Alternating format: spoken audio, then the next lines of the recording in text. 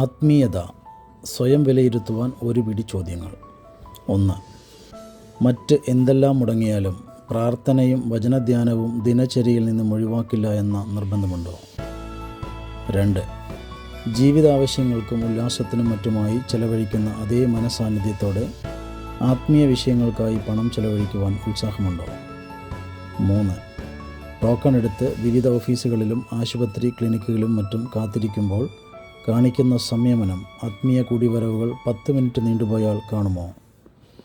4.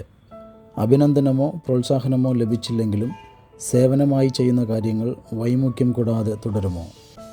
5. ആത്മീയ ശുശ്രൂഷകൾക്ക് നേതൃത്വം നൽകുന്നവരുടെ മുൻപിൽ കാട്ടുന്ന ആത്മീയ ഭാവം അവരുടെ സാന്നിധ്യമില്ലാത്തിടത്തും തുടരുന്നുണ്ടോ?